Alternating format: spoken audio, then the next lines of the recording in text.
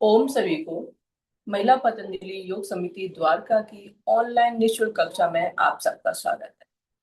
विशेष स्वागत डॉक्टर रीता जैन जी का।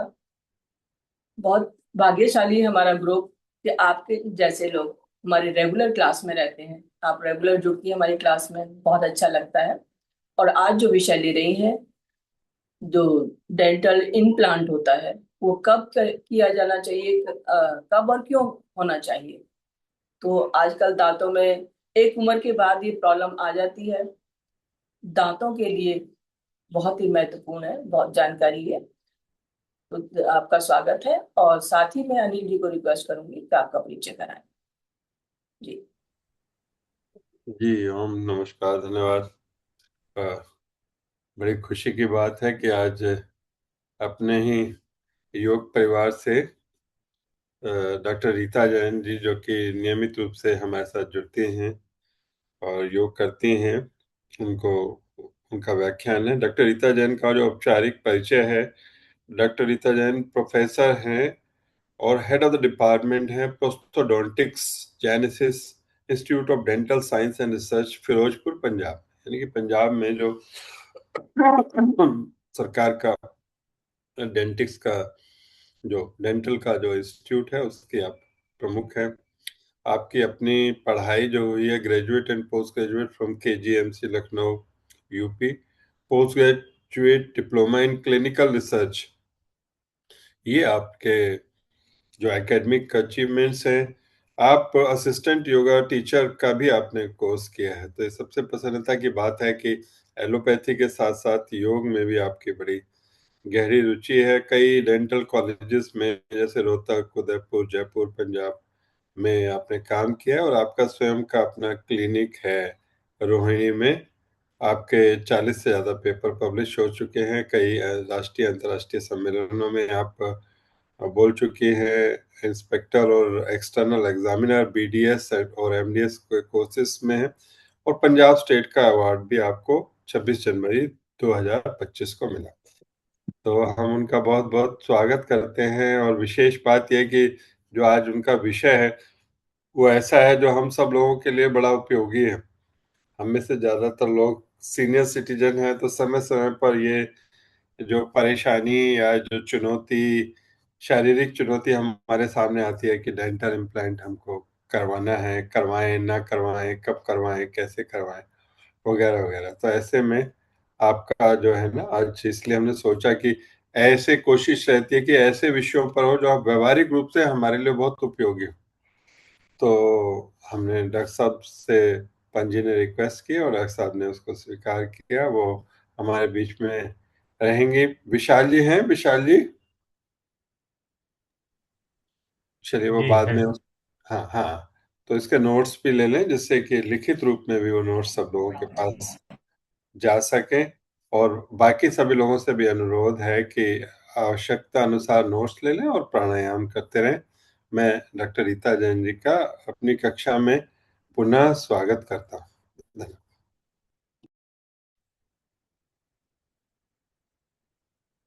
सभी को ओम, सबको मेरा नमस्कार। Specially Anil sir, Saroj ma'am और दीप सर का बहुत बहुत धन्यवाद, जिन्होंने कि मेरे को इस अवसर पर, इस प्लेटफॉर्म पर मौका दिया तो अपने विचार रखने का। I am audible? सुनाई दे रहा है? जी जी हाँ, जी। Video on. वीडियो ऑफ है आपका शायद। Sharing I think, presenting some slide, I slide ठीक है, हो रहा ठीक। होगा ना प्रेजेंटेशन। ठीक है। हाँ,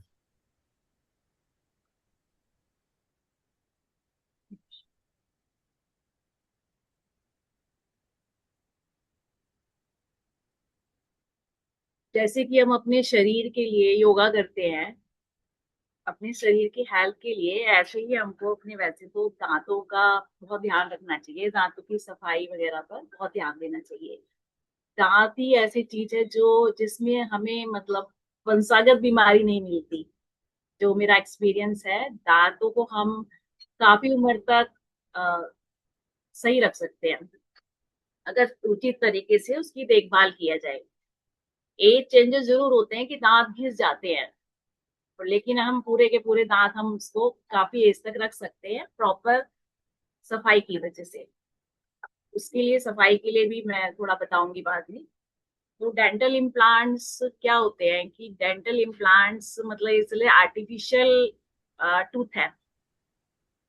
जब हमारे नेचुरल टीथ नहीं रहते हैं तो हम उसको रिप्लेसमेंट डेंटल इम्प्लांट से करते हैं। तो पहले तो क्या होता था कि जैसे कोई दांत नहीं है, मिसिंग टूथ है, तो हम ब्रिज लगा देते थे बराबर के दांतों की कटिंग करके, उसको रिड्यूस करके, तो उस पे भी कैप लगा देते थे और बीच में दांत उसको दोनों कैप से वो जोड़ देते थे, तो उसको हम कहते थे ब्रिज। तो दो तरह की चीज होती है, प्रोस्थेसिस बोलते हैं इनको हम, जैसे कि क्राउन और ब्रिज, और ये फिक्स ट्रीटमेंट है। और इम्प्लांट्स का जो ट्रीटमेंट होता है वो होता है हम इस पे रिमूवल डेंचर भी लगा सकते हैं, मतलब पूरा डेंचर भी फिक्स रिमूवल हो सकता है और फिक्स भी हो सकता है। तो डेंटल इम्प्लांट्स पे हम रिमूवल डेंचर और फिक्स दांत दोनों लगा सकते हैं। हाँ, तो क्राउन और ब्रिज में क्या डिफरेंस होता है? पहले तो क्राउन होता है कि कोई दांत आपके पास है लेकिन वो काफी खराब हो गया है, तो उसके ऊपर जैसे उसमें फिलिंग नहीं रुक पा रही है या फिर रूट केनाल हो चुका है, तो उसमें हम कैप, उसकी कटिंग करके सिर्फ कैप लगा देते हैं। जैसे कि समझो कि क्राउन कैसे टिकता है कि अगर सिर होगा हमारे पास तो उस पर क्राउन लगाते हैं, अगर हेड होगा, अगर हेड नहीं होगा तो क्राउन का कोई यूज ही नहीं है, सिंपल लैंग्वेज में क्राउन। और ब्रिज होता है जब आपका जैसे समुद्र के ऊपर कोई ब्रिज बनता है तो बीच में कोई सपोर्ट नहीं होता, मतलब साइड से सपोर्ट लेके हम बीच वाला पार्ट रिप्लेस कर देते हैं और उसके ऊपर हम आ जा सकते हैं। ऐसे ही ब्रिज ब्रिज बोलते हैं कि जब एक टूथ मिसिंग है या दो दांत मिसिंग है, तीन दांत मिसिंग है, तो हम बराबर के जो दांत हैं उनका सपोर्ट लेके वो ब्रिज बना देते हैं, मतलब उन पे कटिंग करके वो पूरा एक ब्रिज बन जाता है। तो पहले तो जब मैं स्टडी करती थी उस टाइम तो ये क्राउन ब्रिज ही ज्यादा चलते थे, मतलब मैं भी काफी साल तक मैंने अपनी प्रैक्टिस में भी क्राउन ब्रिज ही बनाए हैं, कॉलेज में भी। लेकिन अभी क्या है, क्राउन ब्रिज इतना सक्सेसफुल नहीं है, तो इम्प्लांट्स आजकल लेटेस्ट ट्रीटमेंट है फिक्स दांतों के लिए। क्योंकि इससे क्या इसके फायदे क्या हैं कि बराबर के दांत कटिंग होने से बच जाते हैं।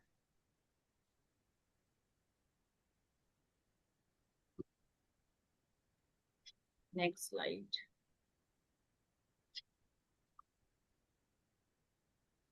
मैं बताती हूँ कि वाई, मतलब इम्प्लांट्स की जरूरत क्यों होती है। कोई भी मिसिंग टूथ है, मिसिंग टूथ है तो उसको बराबर के दांत को हमें काटना नहीं पड़ेगा, और जो बोन है, बोन के अंदर ही हम इम्प्लांट ड्रिल करके लगा देते हैं, बोन की ड्रिलिंग करके। जैसे कि आप समझो कि कोई दरवाजे में स्क्रू लगाते हैं, ड्रिल करते हैं, ऐसे ही हम बोन के अंदर ड्रिल करके इम्प्लांट लगा देते हैं। और इम्प्लांट जनरली टाइटेनियम के बने होते हैं, जो हमारे डेंटल इम्प्लांट्स है, जो बेस मटेरियल होता है इसमें यूज टाइटेनियम यूज होता है, ये स्टील के इम्प्लांट्स नहीं होते। जैसे कि बॉडी में तो हम कहीं फ्रैक्चर हुआ तो उसमें हम क्या स्टील इम्प्लांट्स भी डाल देते हैं ना, कोई बोन फ्रैक्चर हो वहां भी इम्प्लांट्स बोलते हैं, बट ये टाइटेनियम के बने होते हैं, तो बहुत मतलब बहुत लॉन्ग लास्टिंग होते हैं, 10-10 साल, 20-20 साल, मतलब जैसे कि टूथ है वैसे ही चलता है ये।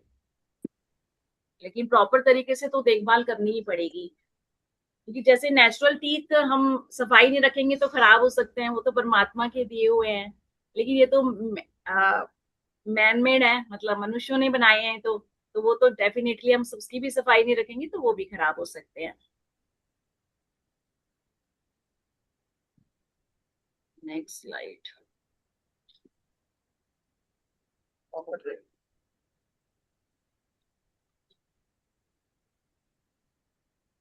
तो इम्प्लांट्स की जरूरत इसलिए पड़ती है, मतलब मिसिंग टीथ में। और इसके फंक्शन क्या है, जैसे हम इससे खाना खा सकते हैं, बोलने में हेल्प करेंगे, आगे का दांत है तो एस्थेटिक हमारा अच्छा रहेगा, अपीयरेंस अच्छी रहेगी, स्पीकिंग अच्छी रहेगी, जैसे कि दांत के जो जो रोल रोल है वो सारा ये परफॉर्म करेंगे। और दांत अगर कोई एक भी निकला है ना, उसको जरूर रिप्लेस कराना चाहिए, ऐसा नहीं कि दूसरा है उससे काम चल जाएगा, तो उसको रिप्लेसमेंट बहुत जरूरी है।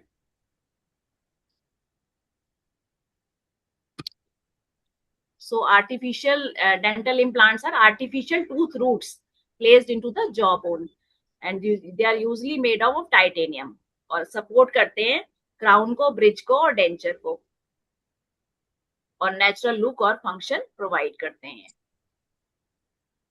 सो मिसिंग टीथ का रिप्लेसमेंट डेंटल इम्प्लांट से कर सकते हैं। फंक्शन मैंने बताए, स्माइल, फेशियल अपीयरेंस, और इसका फंक्शन होता है कि अगर हम दांत नहीं लगवा रहे हैं, इम्प्लांट नहीं लगवा रहे हैं, तो उसमें ज्यादा बोन लॉस होएगा। ठीक है, तो ये हमारा जब हम इम्प्लांट डाल देंगे तो उसको बोन लॉस को भी, फर्दर बोन लॉस को, जो हमारे जॉ है, मैक्सिला और मैंडिबल ऊपर का और नीचे का, इसको बोल सकते हैं मैक्सिला ऊपर का, नीचे का मैंडिबल।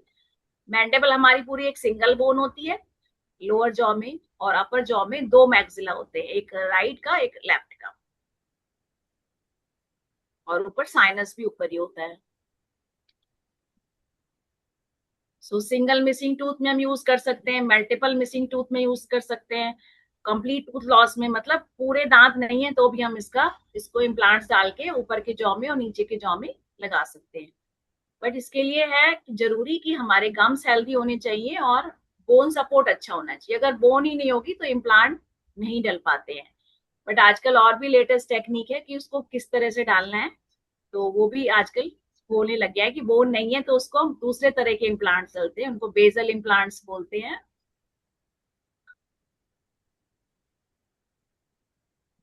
तो बोन जरूर होनी चाहिए, तो इसके लिए हम सबसे पहले एक्सरे कराते हैं। तो एक 2 डायमेंशनल एक्सरे होता है जिसको हम ओपीजी कहते हैं, और मतलब 2 एक्सरे जरूरी हैं। जैसे अगर बोन हमें मुंह के अंदर सही लग रही है, उसकी विड्थ सही लग रही है, और हम जो हाइट है वो हम उससे देख सकते हैं, विड्थ तो मुंह के अंदर देख सकते हैं और हाइट जो है हम एक्सरे में देख सकते हैं। क्योंकि नीचे इसके अंदर नीचे वाइटल स्ट्रक्चर्स होते हैं, जैसे कि नीचे के जॉ में नर्व पास होती है, कैनाल होती है, उसके अंदर से नर्व पास होती है, तो उसके ऊपर सफिशिएंट बोन होनी चाहिए। और जैसे मैक्सिला में भी साइनस आ जाता है तो वहां पे एक हम डेंटिस्ट के लिए एक चैलेंज होता है कि वो साइनस के पास काफी बोन होनी चाहिए। तो जब तक टीथ रहेगा तब तक तो बोन अच्छी मिलेगी आपको, लेकिन अगर टीथ काफी साल पहले निकल गया है और एज भी ज्यादा हो गई है तो बोन हम धीरे धीरे कम हो जाती है। तो उसमें साइनस बाईपास करके भी हम इम्प्लांट डाल सकते हैं, टेढ़े इम्प्लांट भी डाल सकते हैं। तो वो कई सारी टेक्निक है, ऑल ऑन 4, ऑल ऑन 6 बोलते हैं। मैक्सिला मतलब जैसे एंटीरियर में तो मिल जाती है, आगे वाले पार्ट में तो हमें हड्डी अच्छे से मिल जाती है, लेकिन जितना पीछे जाएंगे पीछे नहीं मिलती है। तो क्या, तो एक्सरे से हम हड्डी को जज करते हैं डॉक्टर। और एक दूसरा होता है, ये 2 डायमेंशनल होता है एक्सरे, और 3 डायमेंशनल हमारा सीबीसीटी होता है। तो उसके टेस्ट के लिए भेजते हैं। अगर हमें बोन का में कम लग रही है, विड्थ कम लग रही है बोन की, तो हम सीबीसीटी भी कराते हैं। बाकी वाइटल स्ट्रक्चर्स हमारे एक्सरे में आ जाते हैं, 2 डायमेंशनल और 3 डायमेंशनल। तो 2 डायमेंशनल तो थोड़ा सा रेट ठीक है, 3 डायमेंशनल थोड़ा सा कॉस्टली होता है।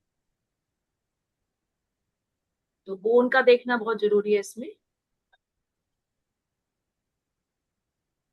और इम्प्लांट्स के साइजेस भी डिफरेंट साइजेस, डिफरेंट कंपनियां, सब तरह के अवेलेबल हैं इसमें। आजकल इंडियन इम्प्लांट्स भी आ गए हैं। साइज मिनिमम 8 mm, मतलब 8 मिलीमीटर लेंथ का, और डायमीटर भी इसमें बहुत सारे आते हैं अकॉर्डिंग टू बोन विड्थ के हिसाब से। मिनिमम जैसे 3.3 मिलीमीटर डायमीटर, 3.5 इस तरह से, और ऐसे लेंथ मिनिमम 8 के बाद 10, 11.5, 16, 13 और 18।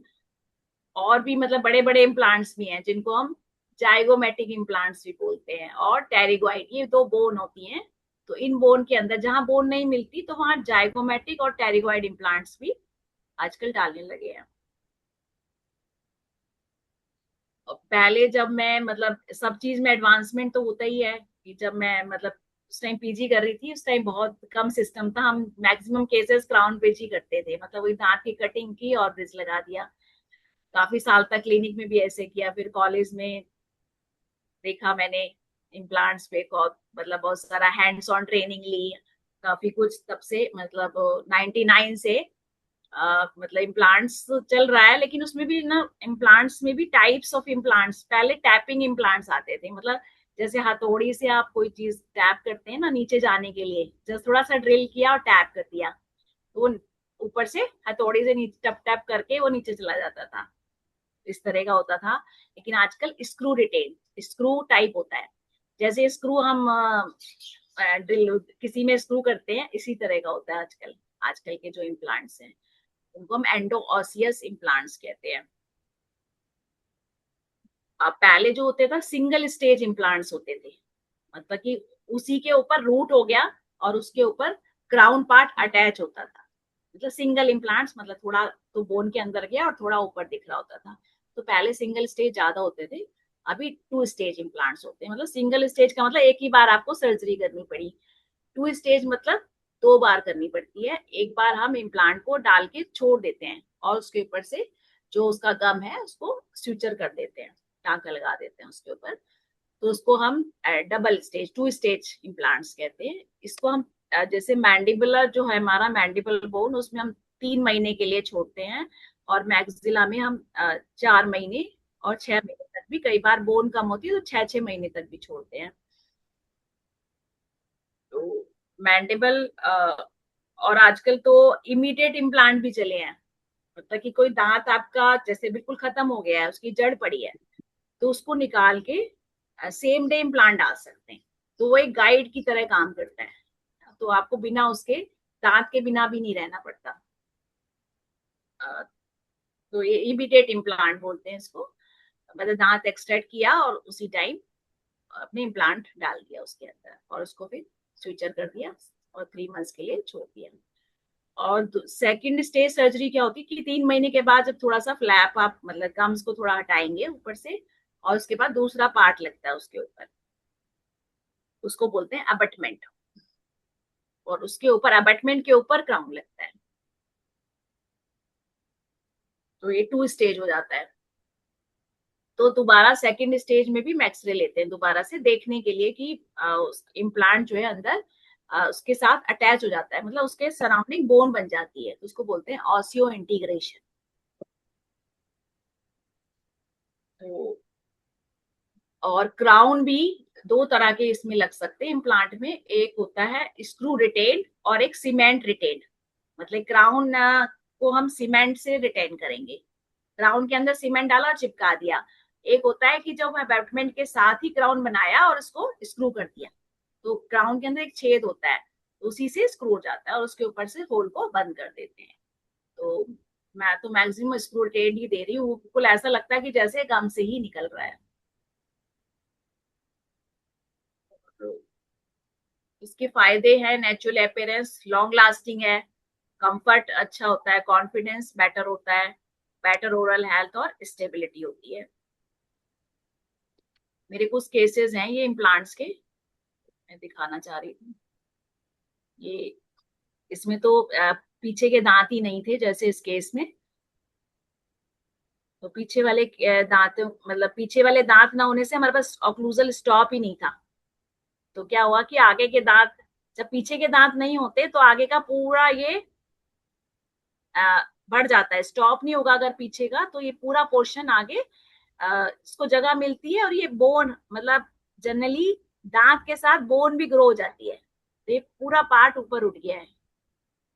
तो इसमें सारा पीछे का भी हमें बाइट दोबारा से लेके बाइट को एस्टेब्लिश करके फिर ये पूरा केस किया गया था। पीछे 2-2 इम्प्लांट डाले, इधर भी 2 हैं, इस साइड भी, दूसरी साइड भी डाले हुए हैं इम्प्लांट। और इम्प्लांट तो अंदर है, मतलब बोन के अंदर ये है अबटमेंट, ये अबटमेंट भी स्क्रू होते हैं। इम्प्लांट का ऊपर का पार्ट खोल के फिर ये स्क्रूड हो जाते हैं, और इसके ऊपर हमारा दांत लगेगा। इसमें हमें बराबर के दांतों की कटिंग करने की बिल्कुल जरूरत नहीं पड़ती, जैसे हैं वो नेचुरल ही रहते हैं। ये इसका फायदा है इम्प्लांट्स का। तो अभी तो मैं ब्रिज वगैरह काफी कम कर दिया, अभी सारे केसेस इम्प्लांट्स पे ही शिफ्ट हो गए हैं।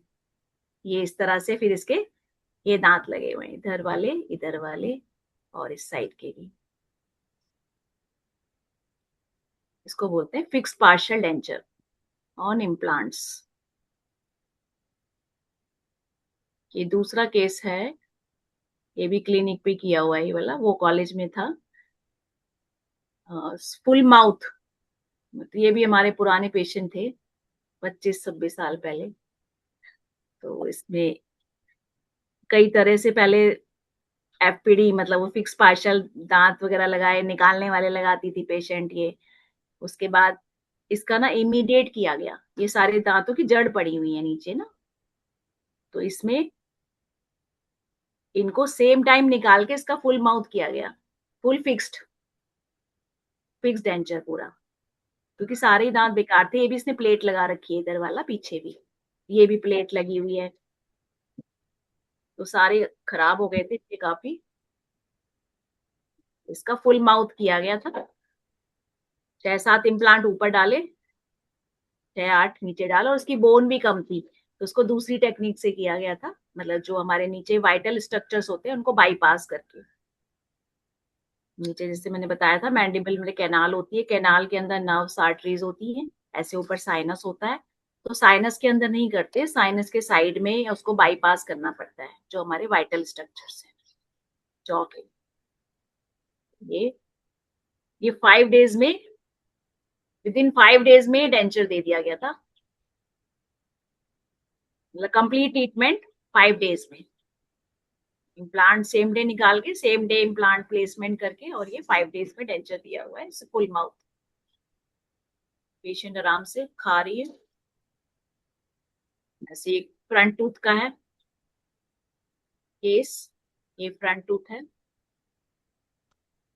इसका लोअर भी एक इम्प्लांट डाला हुआ था पहले ही, फिर ये दोबारा इम्प्लांट डलवाने आए हैं पेशेंट। इसमें स्पेस तो ज्यादा है 2 दांत का, बट बोन कम थी। बोन जनरली कम किस केसेस में होती है, जिसमें कि गम्स प्रॉब्लम ज्यादा होती है, जिसको हम पायरिया कहते हैं। बट पायरिया भी कोई ऐसी बीमारी नहीं है, उसको आप इलाज कराएंगे तो वो ठीक हो सकता है, बस के लिए खुद से 2 टाइम ब्रश करना पड़ेगा, और डॉक्टर से भी क्लीनिंग जरूर करानी चाहिए 6 मंथ में एटलीस्ट। तो ये इनका केस पूरा, बोन इसमें काफी कम थी, तो स्पेस ज्यादा है 2 दांत का, बट बोन सिर्फ एक, मुश्किल से एक इम्प्लांट डला इसके अंदर। ये दिख रहा है दांत लंबा हो गया, तो इसमें भी, ये भी पीछे कैप लगी हुई है इस पेशेंट की, इसकी भी कैप लगी हुई है, तो जहां बोन थी वहां डालना पड़ता है ना इम्प्लांट, तो इसमें इम्प्लांट अंदर डला हुआ है, और इसके ऊपर ये अबटमेंट बोलते हैं इसको। तो एक इम्प्लांट पे 2 दांत लगाए हैं इसमें, ये एक इम्प्लांट पे 2 दांत लगा के इसको, इसकी स्माइल पेशेंट की।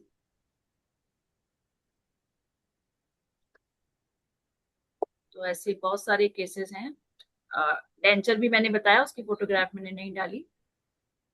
डेंचर में जैसे हड्डी घिस जाती है, जैसे पूरा डेंचर जबाड़ा पहनते हैं ना, ऊपर का नीचे का, बट कई बार क्या होता है काफी साल जबाड़े पहनने से उसमें हड्डी घिस जाती है, तो उसमें हम नीचे का ज्यादा प्रॉब्लम होता है, ऊपर तो फिर भी डेंचर स्टेबल हो जाता है। नीचे के पेशेंट ज्यादा कंप्लेन करते हैं क्योंकि हड्डी भी कम होती है नीचे वाले में, और जीभ भी उसको बार बार डेंचर को हिलाती है, तो इस केसेस में हम 2 इम्प्लांट डाल के और उसके ऊपर डेंचर लगा देते हैं, तो उससे थोड़ा पकड़ अच्छी हो जाती है, मतलब चिट बटन की तरह से वो भी हो जाता है इस तरह से।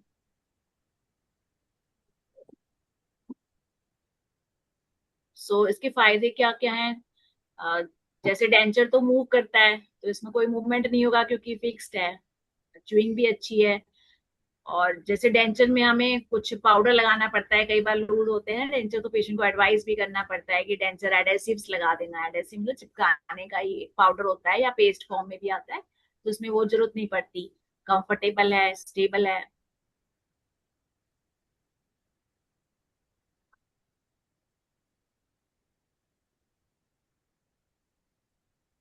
तो स्टेप्स हो गए, प्रॉपर कंसल्टेशन प्लानिंग करते हैं, इम्प्लांट्स प्लेट्स में सर्जरी बिल्कुल है, जैसे सर्जरी का टाइम बहुत छोटा है, जैसे कि दांत निकालते हैं, सुन करते हैं, लोकल एनेस्थीसिया देते हैं, ऐसे ये सर्जरी हो जाती है, मतलब 15 मिनट में इम्प्लांट डल जाता है अगर सिंगल इम्प्लांट डालना है, तो कोई बड़ी सर्जरी नहीं है इसमें। टाइम पीरियड में आपको बताई दिया है 3 महीने और 4 मंथ्स। आजकल वैसे अगर आगे का दांत है तो उसमें हम इमीडिएट कैप भी लग जाती है, इमीडिएट क्राउन, और पीछे का भी जरूरत है तो इमीडिएट भी लग जाता है, तो दोनों दोनों ऑप्शन है, इमीडिएट और डिलेड। आजकल स्कैनिंग इम्प्रेशन का भी हो गया है कि इम्प्रेशन डिजिटल लेने लगे हैं, तो डिजिटल वर्ड है तो डिजिटल इम्प्रेशन भी डिजिटल हो गए हैं। तो मैंने कुछ मॉडल्स रखे हुए हैं, दिखाती हूँ उसको कंप्लीट करके।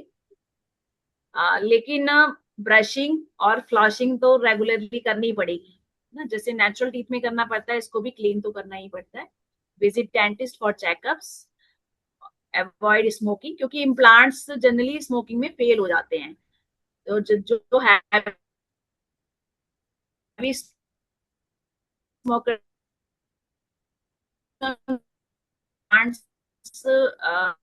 एडवाइज नहीं करते और अनकंट्रोल डायबिटीज में एडवाइज नहीं करते होते हैं। Maintain good oral hygiene. So dental implants are reliable tooth replacement option है। फंक्शन इंप्रूव हो जाता है, एस्थेटिक्स, आपका सुंदरता और quality of life. Proper care से लॉन्ग टर्म सक्सेस मिलती है इसमें।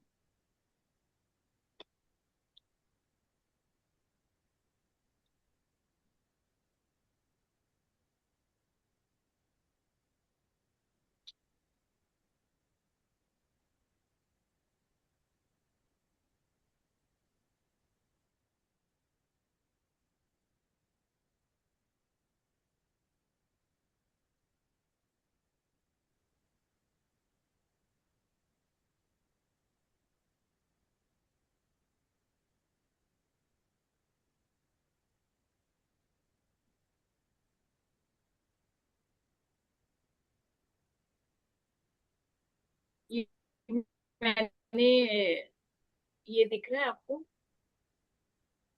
ये दिख रहा है, ये तो दांत का पहले जो मॉडल लेते थे, प्लास्टर मॉडल है। मेरा मेरा कैमरा ऑफ है,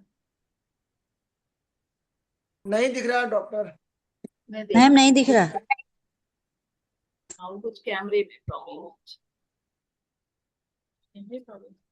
शेयरिंग हट गया।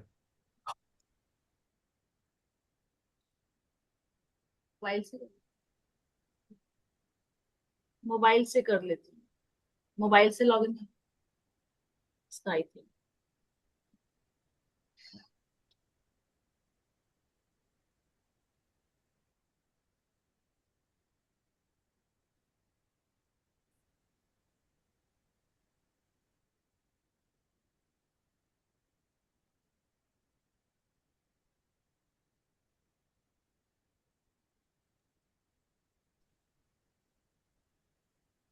ये दिख रहा है, ये तो जी हमारा है मैडम, जी जी।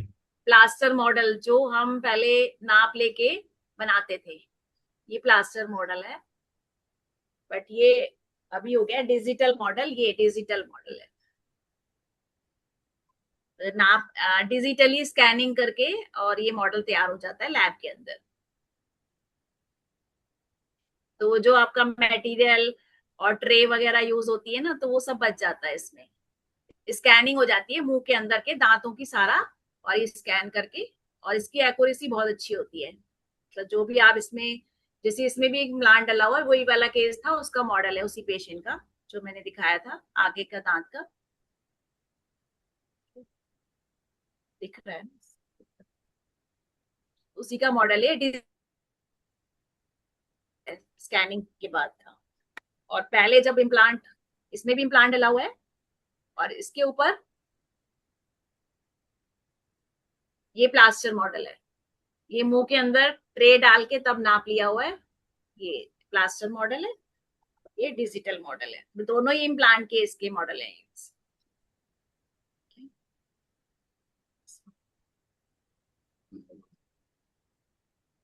और सफाई के लिए एक दो, ये इंटरडेंटल ब्रश बहुत जरूरी है, ताकि जो हमारा दांतों के बीच की जगह है वो नॉर्मल ब्रश से साफ नहीं हो पाता। तो ये ब्रश सबके पास होना चाहिए, क्योंकि मैक्सिमम प्रॉब्लम हमारा दांतों के जो दो दांत के बीच की जगह है वहां पे सफाई न होने की वजह से होती है। ये इसको बोलते हैं इंटरडेंटल ब्रश। इसका ये कवर है, कवर है, इस तरह से ब्रश होता है जैसे बोतल ब्रश होता है। बोतल ब्रश होता है, इसको आप साफ शीशे में देख के आराम से इसको दांत के बीच की जगह को साफ कर सकते हैं। हर दांत के बीच में चला जाता है। क्या इस ब्रश को वैसे भी यूज करना चाहिए यदि इम्प्लांट नहीं है तो? नहीं नहीं, वैसे भी करना चाहिए। अच्छा। अच्छा, इसीलिए इस ब्रश इसीलिए ब्रश मैं को यूज आज, करना चाहिए। हाँ, अच्छा। इसीलिए मैं लेके बैठी हूँ। मैं, मेरे तो पर्स में रहता है टाइम। और फॉरनर्स लोग तो बिल्कुल इसको अपने पास में रखते हैं विदेशों में। तो इसीलिए मैं आज इसको, मैंने कहा दिखाती हूँ कि ये ब्रश बहुत जरूरी है, सबके पास होना चाहिए। इंटरडेंटल ब्रश सभी कंपनियों का मिल जाता है। ओरल बी, थर्मोसील आर स्टीम, इन कंपनियों के मिल जाते हैं। और ये फ्लॉस है, इस तरह के भी मिल जाता है फ्लॉस धागा। ये फिर भी अच्छा, थोड़ा मुश्किल होता है। और रोल में भी मिल जाता है फ्लॉस धागा। और इस तरह से स्टैंड में लगा हुआ। इसको कैसे यूज करना होता है? इसको भी दो दांत के बीच की जगह जहां पे है ना अच्छा। इसके, हाँ ऐसे बीच में डालेंगे, दो दांत के बीच में इस तरह से इसको ऐसे साफ कर देंगे। हम्म। हर दांत के बीच में जा सकता है ना ऐसे ऐसे। वह मिल में मेन जो है कि हमारे दो दांत के बीच में जो सिंपल ब्रश होता है वो ज्यादा नहीं है ना, तो वो बीच के जो पार्टिकल्स हैं खाने के वो नहीं निकल पाते हैं, यहाँ बीच में फंसे रह जाते हैं। ठीक है, तो वो आराम से इसको ब्रश करने के बाद एक दो सब दांतों में इसको कर लें और इसको कर लें हर दांत के बीच में, तो बिल्कुल सारा फूड पार्टिकल्स सब निकल जाएंगे। इस नॉर्मल ब्रश के बाद इसको कर सकते डॉक्टर साहब, ये जिनके इम्प्लांट नहीं हुए वो भी करें, इसको यूज करें हैं। क्या? हाँ जी, नॉर्मल, हाँ सबको करना चाहिए। और नेचुरल टीथ में तो जरूर करना चाहिए ना, सारे क्लिनजिंग एड्स हैं। नेचुरल को prevention is better. Natural teeth को तो देन नथिंग। नेचुरल टीथ को तो जहां जब तक प्रिजर्व कर सकते हैं उसको प्रिजर्व करना चाहिए, प्रिजर्व करना चाहिए। क्योंकि आर्टिफिशियल तो आर्टिफिशियल ही है ना, नेचुरल नेचुरली रहेंगे। और जनरली कैप भी जब तक नहीं लगवानी चाहिए जब तक बहुत ज्यादा दांत खराब ना हो, क्योंकि कैप की वजह से भी, कैप क्या है, एक आर्टिफिशियल क्राउन है ना, एक नेचुरल क्राउन है। तो नेचुरल क्राउन ज्यादा बेटर है as compare to the artificial crown.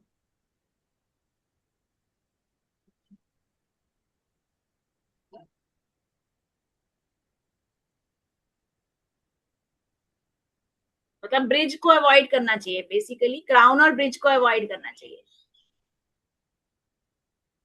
Natural teeth को नेचुरली रखना चाहिए जब तक हो सके। अगर बहुत ज्यादा टूटा हुआ है, बहुत फिलिंग उसमें रुक ही नहीं रही है, तब उसको हम क्राउन करवा ले, क्योंकि हम उसको उसकी शेप ही खत्म कर रहे हैं ना, जो आपका नेचुरल शेप है दांत की। क्योंकि हम सारी तरफ से कटिंग करके उस पर क्राउन लगा रहे हैं, तो क्राउन से वो जो हमारा कांटेक्ट है बराबर के दांत से वो भी खराब हो रहा है, जो नेचुरल कांटेक्ट है टूथ के साथ का, तो वो भी खराब हो रहा है।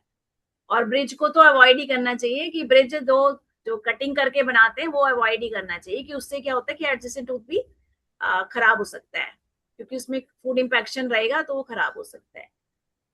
तो इसीलिए इम्प्लांट अच्छा ऑप्शन है, कि अगर कोई भी टूथ निकला हुआ है तो उसको इम्प्लांट से रिप्लेस करें। और रिप्लेसमेंट बहुत जरूरी है, एक दांत भी अगर मिसिंग है तो उसको रिप्लेसमेंट बहुत जरूरी है, अदरवाइज टीथ मूव कर जाते हैं ना। जैसे मैंने एक केस अभी दिखाया था ना, कि उसमें पूरा पीछे के दांत ही नहीं थे, तो पूरा टीथ के साथ ही पूरा बोन भी मूव कर जाता है, जितनी जगह मिलती है ना मूवमेंट हो जाता है।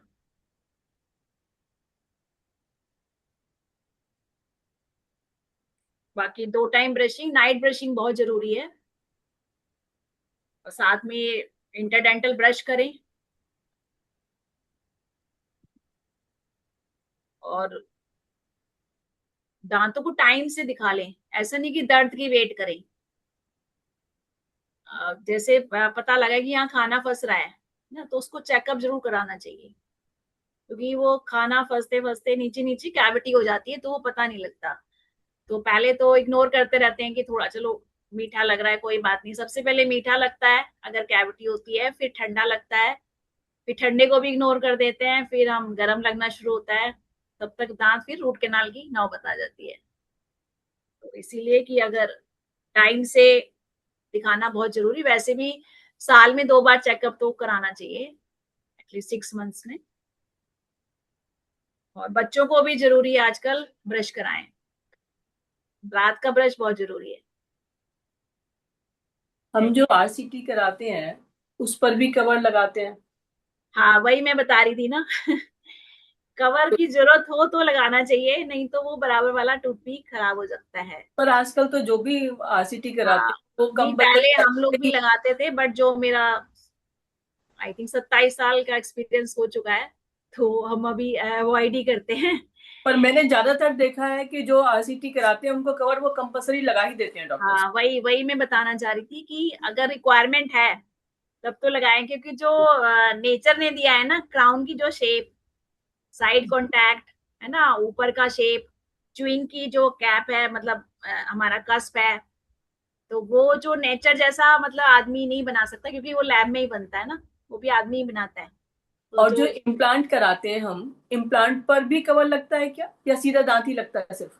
नहीं, इम्प्लांट पे कवर नहीं लगता। ये जैसे इम्प्लांट मैंने दिखाया था ना, ये वाला, स्क्रू के ऊपर दांत लगा देते हैं। इसके ऊपर ये अंदर इम्प्लांट है, और इसके ऊपर एक अबटमेंट होता है, वो भी टाइटेनियम का ही, उसको स्क्रू करते हैं पहले, और उसके ऊपर क्राउन लगता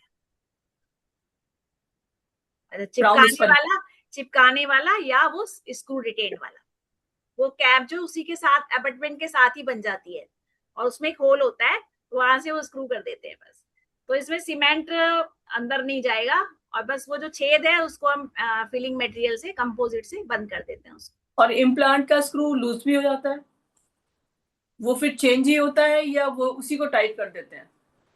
इम्प्लांट तो लूज नहीं होता, ऊपर का जो स्क्रू है अबटमेंट वाला, हाँ वो लूज हो सकता है, तो उसको निकाल के दोबारा से टाइट कर सकते हैं, डिपेंड करता है कि स्क्रू टूटा ना हो।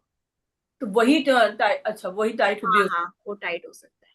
क्योंकि तो मैंने कई देखा बार मैंने हाँ केसेस देखे, सीमेंट रिटेन वाले होते हैं ना, उसमें जनरली लूजनिंग होती है। पहले मैं सीमेंट रिटेन ज्यादा करती थी, बट अब मैं थोड़े केसेस स्क्रू रिटेन करने लगी हूँ तो उसमें तो मतलब टाइम भी नहीं लगता, और बस स्क्रू किया और छेद बंद कर दिया।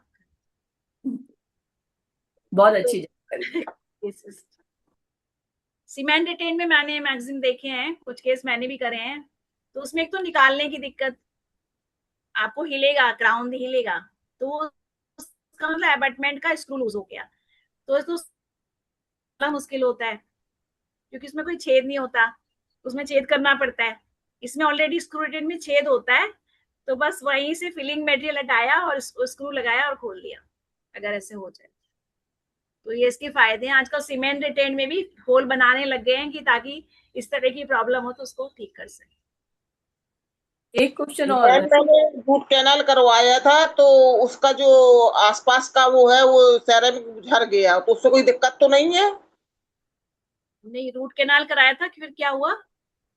आसपास में जो दांत के ऊपर वो लगाते हैं, सेरेमिक का लगाते हैं, किसी चीज का, हाँ, सीमेंट का लगाते हैं, तो वो झड़ गया। अच्छा, इसमें भी बताती हूँ। क्राउन जो है वो कई तरह के अभी आ रहे हैं। पहले तो जनरली पुराने उसमें पोर्सलिन फ्यूज टू मेटल, वो आपका जी मेटल के ऊपर सेरामिक हट गया है ना, तो हाँ जी ज्यादातर जी वो थोड़ा सस्ता होता है, और जिरकोनिया होता है, वो थोड़ा सा, उसमें मेटल नहीं होता, जी जी।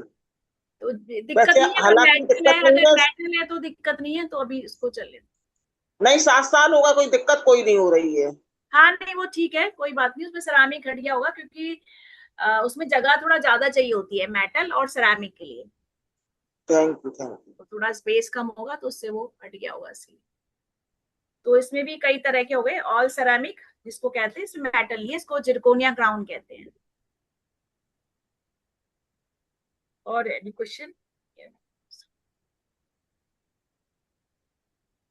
इम्प्लांट में लगभग कितना खर्चा आ जाता है रफली? मतलब 2-3 तरीके के होते हैं, तो आजकल तो इम्प्लांट लगाने वाले आम लोग जो थोड़ा डरते हैं कि बहुत कॉस्टली होगा, हम कराएं या ना कराएं, तो इसलिए वो उसको झेलते रहते हैं, लिंगर ऑन कर देते हैं। तो लगभग मिनिमम और मैक्सिमम 2-3 मिनिमम 25 एक दांत का 25,000, मैक्सिमम एक दांत का ही 35 तक।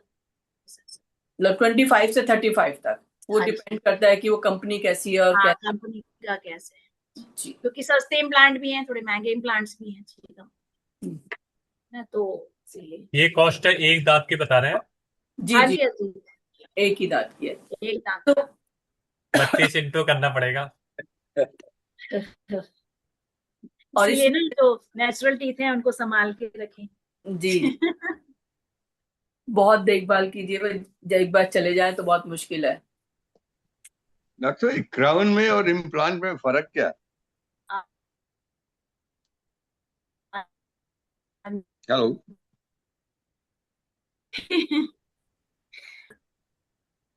हाँ जी, आप तो हंस रही हैं। सुनाई। हाँ जी क्राउन सर, हाँ जी सर। क्राउन और इम्प्लांट दोनों में फर्क क्या है?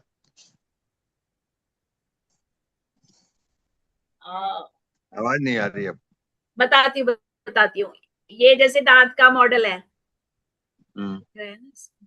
ये ऊपर, ये क्राउन है ना, ऊपर का पार्ट। या आपके जो मुंह में दिख रहा है वो क्राउन है।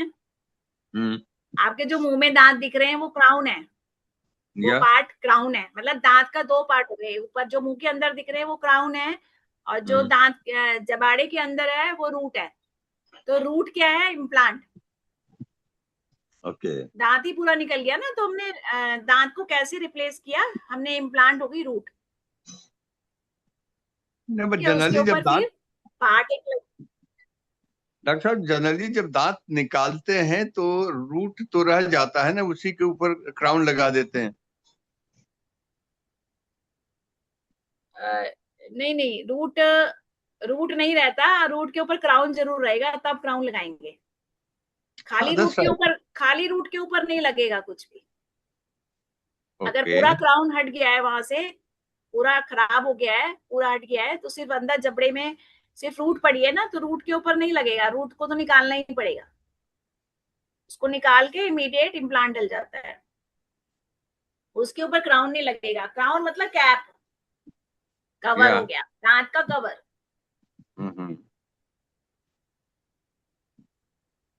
क्योंकि डॉक्टर साहब आजकल देखते हैं कि डॉक्टर के पास जब भी जाते हैं तो सबसे पहला काम जो होता है वो बता देते हैं कि सर आरसीटी करा ले, रूट कनाल जरूर करा लीजिए। और रूट कनाल एक बार कर दिया, इसका मतलब नेक्स्ट एक्शन होता है कि वो दांत तो निकालना ही पड़ेगा कुछ दिनों के बाद। बिकॉज उसका जो फंक्शन होता है, उसका जो कनेक्शन होता है से द सर्कुलेशन, वो जो है कट ऑफ हो जाता है। तो वो दांत मेरे को लगता है, I don't know, I am a layman, कि शायद कमजोर हो जाता होगा। Your comment. रूट कैनाल करने के बाद दांत 2 साल तक सही रहता है। रूट कैनाल में कोई ज्यादा प्रॉब्लम नहीं आती। डिपेंड करता है कि आप किस डॉक्टर से करा रहे हैं ना। ऐसा नहीं कि रूट कैनाल के बाद दांत निकालना ही पड़ेगा, क्योंकि दांत थोड़ा, इसीलिए रूट कैनाल की नौबत ना आए इससे पहले डॉक्टर को दिखा लेना, क्योंकि रूट कैनाल तक तो थोड़ा वीक हो ही जाता है ना दांत से। कैविटी नीचे तक चली जाती है ना। Thank you doctor. नमस्ते डॉक्टर साहब, मेरा प्रश्न भी था। जैसे मेरी 2 कैप लगी थी दांतों में, फिर उसके बाद फ्रंट का टूथ लगाना था डॉक्टर ने। तो वो कह रही थी कि मतलब शुगर लास्ट पेशेंट हो लेक्चर तो में आप बताया था ना मैंने, शुगर कंट्रोल करना है। और फिर तो वो अगर बोन है कि नहीं, मतलब आवाज ये कट थोड़ा रही है। डेंजरस तो नहीं है शुगर पेशेंट के लिए? और अनकंट्रोल का मतलब क्या है? जैसे हमारी शुगर, मैं दवाइयां खाती हूँ और शुगर रहती है सुबह की 120 रहेगी, या खाना खाने के बाद हमारी 140। तो ये कंट्रोल्ड में आएगी कि 140 खाना खाने के बाद, कि अनकंट्रोल्ड में ये तो आएगी? ठीक है, इसमें करा सकते हैं।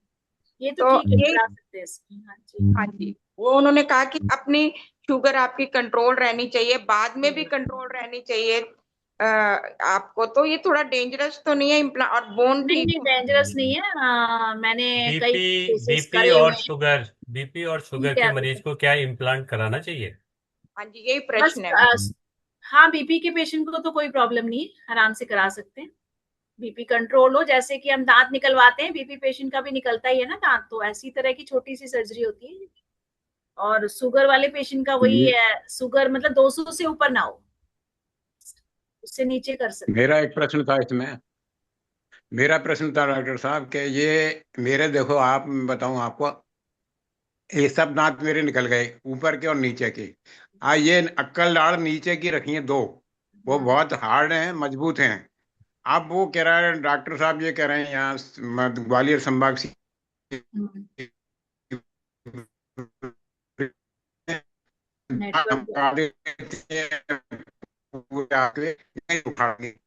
आप क्या ऐसी पोजीशन में ये दाढ़ उखड़वाना आवश्यक है? आप हिल तो नहीं रही, वो कह रहा है हिल नहीं रही, तो इसको नहीं उखाड़ेंगे और 32 ही बना देंगे। तो इसमें क्या करना चाहिए, बनवाएं कि जब ये उखड़ जाए इसकी प्रतीक्षा करें?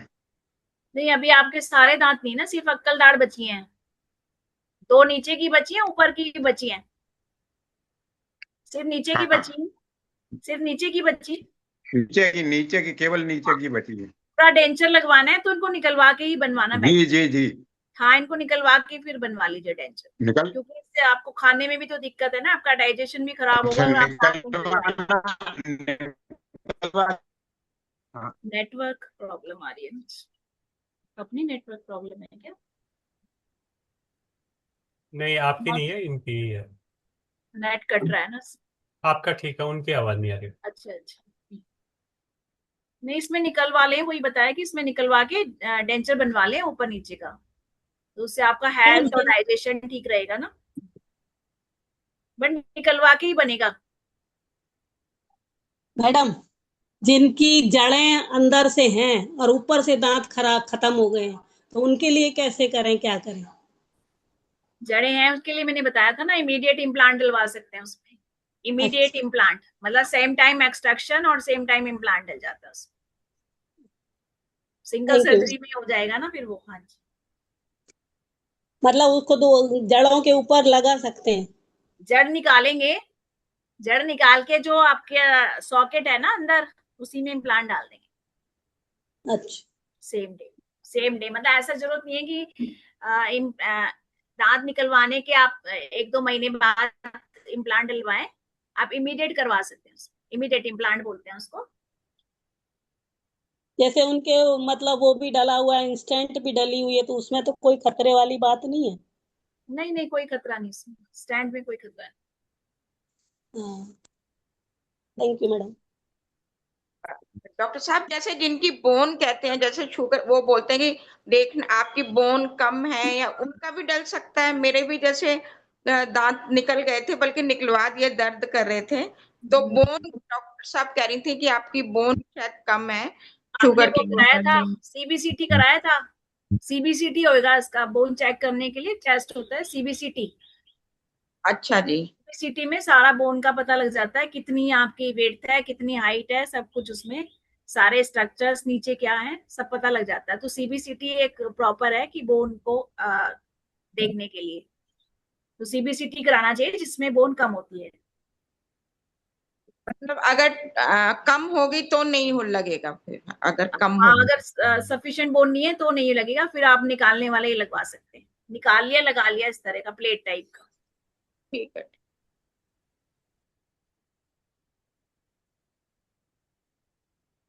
लेकिन इमीडिएट तो नहीं लगाते, स्क्रू डाल के वो कहते हैं 3-4 महीने तक इनको ऐसे रहने दीजिए, फिर ऊपर लगवाइए, ऐसा भी सुना है मैंने।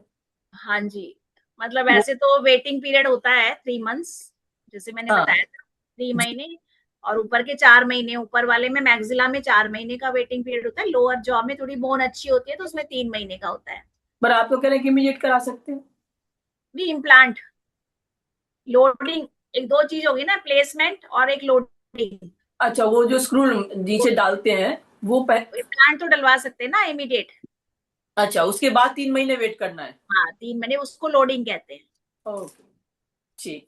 लोडिंग 3 महीने बाद कर, वो सेकंड स्टेज, 2 स्टेज सर्जरी हो जाती है ना, सेकंड 2 स्टेज। ठीक। दांत भी तो 32 है, एक ठीक होता है तो दूसरा शुरू हो जाता है। बस यही रखो सब लोग, इंटरडेंटल ब्रश। बिल्कुल, अच्छी बात यह है कि मेरा अभी तक एक भी दांत नहीं हिला है, सब ठीक ठाक है। कोई हाँ दिक्कत जी। नहीं है। और लेकिन अभी पहली बार मैं गई तो उन्होंने रूट क्लीन कैनाल कर दिया, और क्लीन करने पहले भी कराया 2-3 बार क्लीन, पर इस बार जो क्लीनिंग की है उन्होंने, तो उसमें खाने में भी दिक्कत आ रही है। मैंगो तो मैं खा ही नहीं पा रही उसके बाद, 2 हफ्ते हो गए कराए हुए। तो कैप ये कराया होगा ना आपने, क्राउन कराया था? क्लीनिंग क्राउन कराई, दांतों की क्लीनिंग। क्लीनिंग कराई है, अच्छा। हाँ, तो मसूड़े भी काफी किए उन्होंने और दांत भी किए क्लीन। तो अच्छा। उससे प्रॉब्लम आती है क्या? मेरे दांतों थोड़ा में बहुत, थोड़े दिन तो आती है प्रॉब्लम 2 वीक उसमें हो तो। गए। नहीं, उसमें जैसे ठंडा शुरू में, जैसे अगर ज्यादा दिक्कत है, ज्यादा अंदर हमारे डिपॉजिट जमे है ना गम्स के नीचे, मतलब रूट में, तो उसको जब क्लीन करते हैं तो थोड़ा ठंडा लग जाता है, क्योंकि वो पत्थर लगे होते हैं, उसको कैलकुलस बोलते हैं ना जी दांत के ऊपर, जो ग्रीन ग्रीन से कलर का ब्लैक ब्लैक कलर लग जाता जी है, जी। तो वो ब्रश से साफ नहीं होता, तो उसके लिए तो क्लीनिंग स्केलिंग करानी पड़ती है। तो इस टाइम इसमें कितना समय लग जाएगा? 2 वीक तो मुझे हो गए। नहीं, कुछ आप पेस्ट वगैरह कौन सा यूज कर रहे हैं? कुछ सेंसिटिविटी सेंसोडाइन, वाली? सेंसोडाइन लिया है। सेंसोडाइन थर्मोसिल आ रहे पेस्ट है, वो भी अच्छा है। थर्मोसिल ठीक। आ रहे, मतलब वेंटेज। मतलब ये जनरली है 2-3 वीक लग जाते हैं ठीक होने में। हाँ हाँ, इसमें आप थोड़ा सा ना गुनगुने पानी में नमक डाल के कुल्ले कर लीजिए। ठीक। स्केलिंग के बाद ना थोड़ा दिक्कत आती है, सेंसिटिविटी हो जाती अच्छा, है, थैंक यू। इसीलिए वो भी मतलब ज्यादा डिले नहीं करना चाहिए। स्केलिंग हमें साल में एक बार तो करा ही लेनी चाहिए। डॉक्टर तो कहते हैं कि हर 6 महीने बाद कराएं। नहीं, 6 महीने मतलब फिर भी चलो, साल में अगर आप ठीक से क्लीनिंग कर रहे हैं तो उसे साल में एक बार करना। ठीक। और किसी का प्रश्न है क्या? हाँ डॉक्टर साहब, एक क्वेश्चन था। जी। डॉक्टर साहब, मेरे ना ये दो दांत जो है, ये स्क्रू से लगाए थे। अच्छा। तो इसका जब इम्प्लांट। हमारा बार्गेनिंग हुआ था तो उसमें 85,000 में तय हो गया था दो दांत लगाना। अच्छा अच्छा। लेकिन उन्होंने जब दो स्क्रू लगा दिए तो उसके हाँ बाद फिर उन्होंने जब वो कैप लगाने लगे तो उसमें बोलने लगे नहीं आपकी हड्डी छोटी है, इसमें थोड़ा हड्डी का पाउडर डालना पड़ेगा, तो पांच अच्छा हजार अच्छा। रुपये हाँ, और बोन लगेंगे। ग्राफ्ट, बोन ग्राफ्ट हाँ, कहते हैं उसको, हाँ बोन ग्राफ्ट। हाँ वो तो हड्डी का पाउडर था तो वो डाला अच्छा। उन्होंने, थोड़ा सा ऐसे ही छिड़क दिया था बस। तो हाँ। मुझे तो शक हुआ था कि ये तो कुछ नहीं है, जो डाला है तो ऐसे मुंह से निकल जाएगा, क्योंकि बिल्कुल पाउडर था वो। अच्छा। तो अब क्या हुआ कि लगा दिया, खैर कोई बात नहीं। अब क्या हो रहा है कि वो जो मेरी जो लगता है मुझे कि ये हड्डियां हैं अंदर की, ये दांत के नीचे जो दो लगाए हैं, वो थोड़ा वहां पर कमजोर सा लगता है, मतलब पतला लगता है। और अभी उसमें जब मैं जैसे कभी नमक पानी से जो है ना वो करता हूँ, मसाज करता हूँ, तो उसमें से ब्लड निकलता है नीचे से, बगल से। वो फिर क्लीनिंग की प्रॉब्लम है, उसको क्लीन करो आप ना उसको। ये आपको बताया था इंटरडेंटल ब्रश, इससे क्लीन करो। कैसे करेंगे वैसे? इसके जो ही दांत के नीचे की जगह है ना, उसको साफ करने के लिए। अच्छा अच्छा अच्छा अच्छा। दांत के नीचे, वो तो दांत के नीचे तो मना किया था मेरे को, बोला बिल्कुल दांत के नीचे कुछ नहीं लगाना ऐसे। नहीं नहीं, उसके जैसे अंदर खाना तो जाएगा ना, उसको साफ तो करना ही पड़ेगा। वो खाना साफ नहीं हो रहा है, इसीलिए वो ब्लड ब्लड आ रहा है। ब्लड अच्छा आने अच्छा का मतलब ही है इन्फेक्शन है, ब्लड नहीं अच्छा। आना चाहिए। तो उसके लिए मतलब डॉक्टर साहब को दिखाना पड़ेगा मेरे को, या? आप दिखा लो, वो भी गाइड तो करेंगे ही ना आपको, अच्छा कुछ तो अच्छा अच्छा। क्लीनिंग का गाइड करेंगे ना, कि भाई ये इस तरह से हाँ, क्लीन करो उसको, एरिया को। हाँ, हाँ। एरिया तो क्लीन ये, तो करना पड़ेगा ना उसको। हाँ जी। हाँ जी, तो ये 5 साल पहले मेरे को 90,000 में पड़े थे दो दांत। हाँ जी हाँ जी। हाँ तो जी हाँ बोन ग्राफ्ट वगैरह डाला है, बोन ग्राफ्ट भी थोड़ा सा महंगा ही आता है, वो इतना सा ही जी। 5,000 की 5,000 बोला शीशी था आती उन्होंने, है। हाँ जी। यानी वो 5,000 की शीशी आती है, अच्छे वाला ग्राफ्ट में भी बहुत सारे क्वालिटी है ना, बोन अच्छा ग्राफ्ट अच्छा अच्छा। डाला होगा ना इसीलिए। ठीक ठीक ठीक ठीक है। Synthetic thank you doctor. Bone graft होते हैं ना, वो डाल देते अच्छा अच्छा, ठीक ठीक ठीक। हैं। Thank you. क्योंकि इसलिए महंगा इसलिए क्योंकि इसमें हर पार्ट ही महंगा है ना। टाइटेनियम है, टाइटेनियम थोड़ा मेटल महंगा होता है। पहले इम्प्लांट हो गया, फिर एक एक पार्ट इसका इसके ऊपर भी लगाते हैं, वो भी पार्ट मतलब 2-2, 3-3 हजार का एक एक पार्ट है। फिर लैब वाले को देते हैं बनवाने के लिए, तो इस चक्कर में ना, तो थोड़ा डेंटिस्ट भी लेगा ही ना अपना। तो इस वजह से महंगा होता है, क्योंकि इम्प्लांट्स थोड़े कॉस्टली है ना।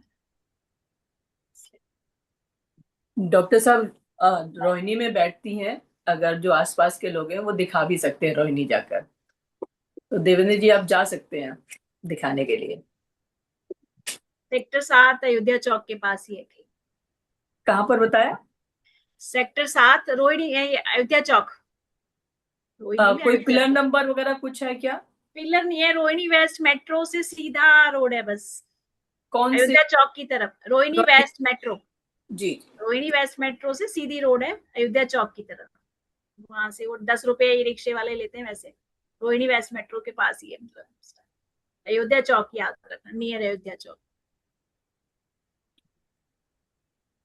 मेरे हस्बैंड के नाम से डॉक्टर ज्ञान डेंटल क्लिनिक का बोर्ड लगा हुआ है ऐसे। जी, और किसी का कोई प्रश्न है क्या? जी नमस्कार, मेरी आवाज आ रही है? जी, बहुत बुलंद आवाज आपकी। बहुत बुलंद है। मैं डॉक्टर साहब से कुछ प्रश्न पूछना चाहता हूँ।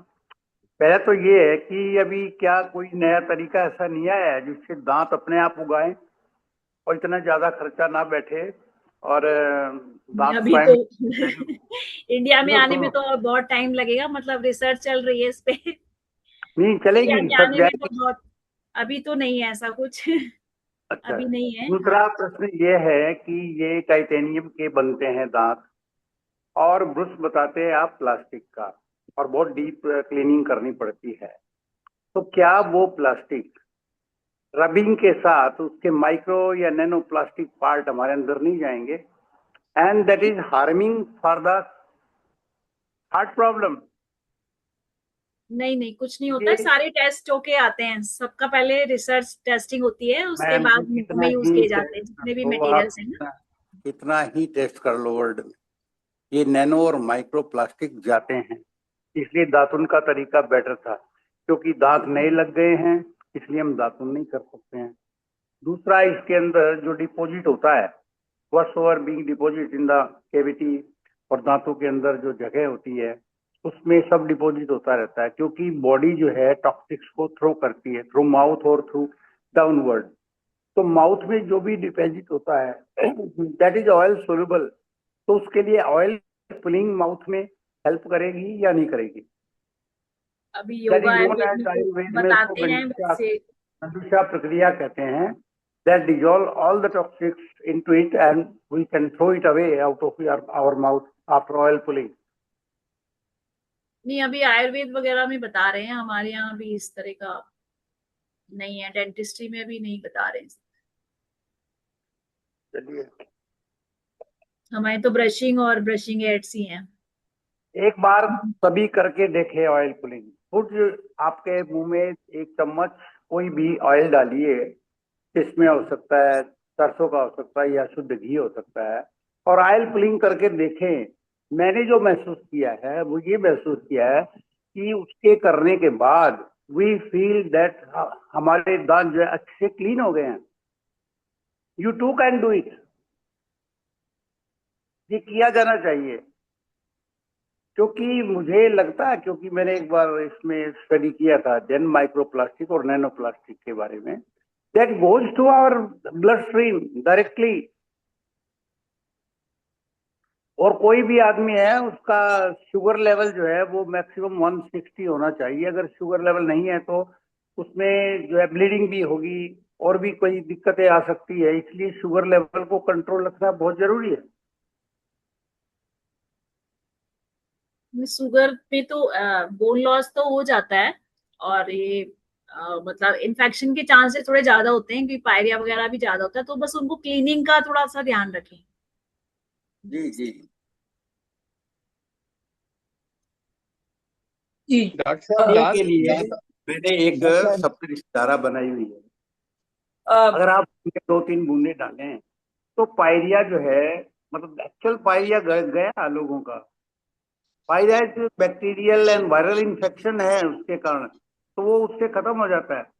तो पायरिया जो है वो भी एक क्लास आपकी भी रख दी जाएगी, तो उस समय ये, क्योंकि इनके उसमें नहीं आता ना, एलोपैथिक में सब चीजें नहीं आ रही है ना, तो अब अलग विषय। तो एक डॉक्टर साहब का जवाब में देना चाहता था, डॉक्टर वर्मा का। वो बोलते थे कि कोई ऐसा तरीका है जिससे दांत जम जाए। मुझे याद है बचपन में जब हम दांत टूटता था तो माँ बोलती थी इसको मिट्टी में गाड़ दो, अपने आप उगाएगा। तो ऐसा कुछ करे, अपने आप उग जाएगा। ठीक है। जरूरी है, ये जरूरी है डॉक्टर करना। विजयानंद वर्मा जी की बात का उत्तर दे दिया कर्नल साहब ने, क्या बात है। तो उसको कर दीजिए, हो डॉक्टर जाएगा। ने हैंड रेज थैंक किया यू हुआ है। डॉक्टर साहब, थैंक यू वेरी मच, जी बहुत बढ़िया। बहुत अच्छा विस्तार से बताया सारी बातें, बहुत अच्छा लगा। मैडम जी आपका बहुत बहुत धन्यवाद। Thank you, thank you. Doctor Vijayanand ji, आपका हैंड रेज है, कुछ कहना चाहते हैं आप? डॉक्टर विजयानंद जी, विजय गुप्ता जी के नाम से जुड़े हुए हैं। विजय गुप्ता जी शायद मुझे सुन नहीं पा रहे हैं, आपने हैंड रेज किया हुआ है, शायद मेरी करो आवाज। जी, एक बात और ऐड करना चाहता हूँ। अभी स्टेम सेल थेरेपी चल रही है, तो क्या कोई ऐसे स्टेम सेल जो हमारे दांत के हैं वो निकाल के डाल के नए दांतों को उगाया जा सकता है? अभी ये चल रहा नए है इस दांतों पे की रिसर्च। बात कर रहे हैं। स्टेम सेल्स होते हैं दांत के अंदर होते हैं, वही प्रिजर्वेशन, उसका भी खर्चा है, बैंक में प्रिजर्व करना पड़ता है, उसका भी एवरी ईयर देना पड़ता है स्टेम सेल्स प्रिजर्वेशन का एज ए इंश्योरेंस। लेकिन अभी मतलब इंडिया में तो भी नहीं आया है इतना, रिसर्च पर है। चलो let us wait for that time.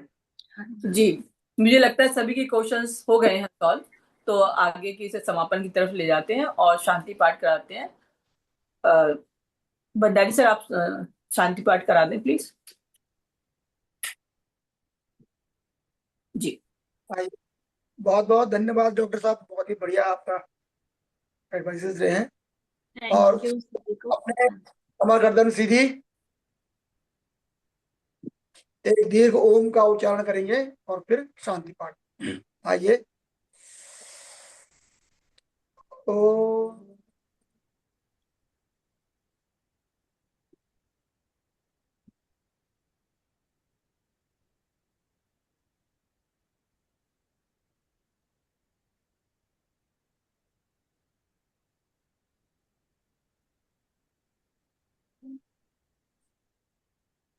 Om Shanti Shanti Shanti Prithvi शांतिरापाः शांतिरोषधयः